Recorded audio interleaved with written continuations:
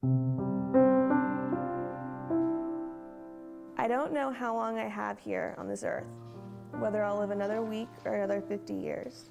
So whether I have hours or decades, I know I want to leave this world better for me being in it. If Joanna Reed is here, it's a good day. Whenever she's baking, I know it's like, okay, great, we're in the clear at least for a little while. But these days are rare days for a spirited 25-year-old who's faced battles medically and personally truly unlike any other. There's no one in known medical history that has this combination of conditions. So in a lot of ways, we're in no man's land. At age 15, doctors discovered Joanna's brain was slowly collapsing onto her spinal cord. That was just the beginning. She has immune system issues, meaning she's always at risk of infection, especially during surgery. Ridiculous. She has connective tissue disease, which is just like it sounds. It prevents scars and tissue from healing quickly and puts her at further risk. Wait it out. In the past decade, Joanna has spent thousands of hours and millions of insurance dollars at the hospital with a great support system of doctors, her parents, and her husband, Evan. We drive each other crazy.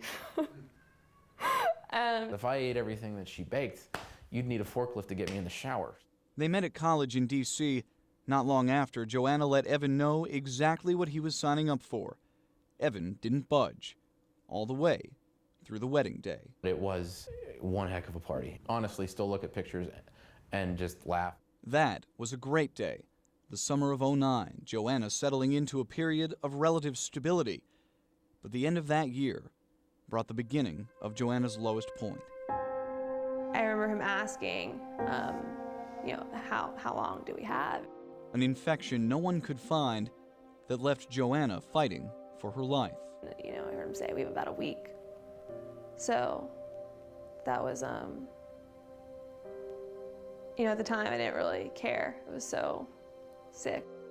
Her doctors found the infection just in time, but Joanna would need 15 brain surgeries in the next 13 months.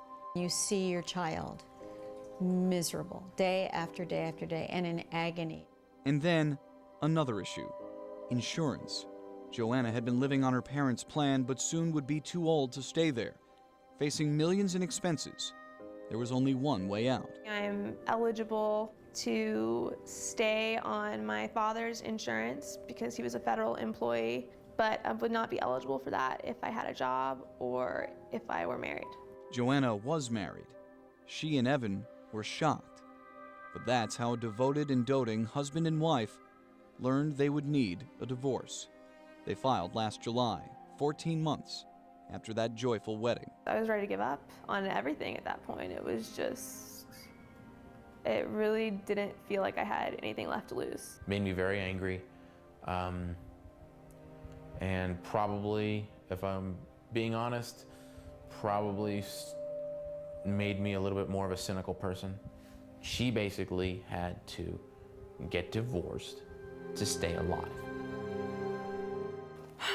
After a string of awful days, the good ones have started to creep back in. I'm very nervous about cooking on television. Joanna has mostly weathered last year's storm. She spends more days here I'm really not a fan of kneading than here. The majority of decisions about her health care are hers. She could very easily not be with us if she hadn't taken charge of her own health. And now she's trying to help others do the same. When she's not at Piedmont Hospital, she's building a nonprofit called Joanna Care, offering free advice and financial support for patients facing extreme medical costs. If this can do what I have every intention of it doing, everything that I've been through will have been worth it. And as for her and Evan, You throw like a girl. I am a girl. never fear. The two remain inseparable and unflappable. We really do plan and dream and do all this, all the stuff that everybody else does, because why not? Joanna's days now have more meaning than ever. She intends for her story to inspire, to drive people to make their own difference in the world, and to believe in their own strength. In that respect, these days are great days. I would say in almost every way, my story is a success story. I'm sitting here, I'm alive. I think in some ways it is a fairy tale. Matt Pearl, 11 Alive News.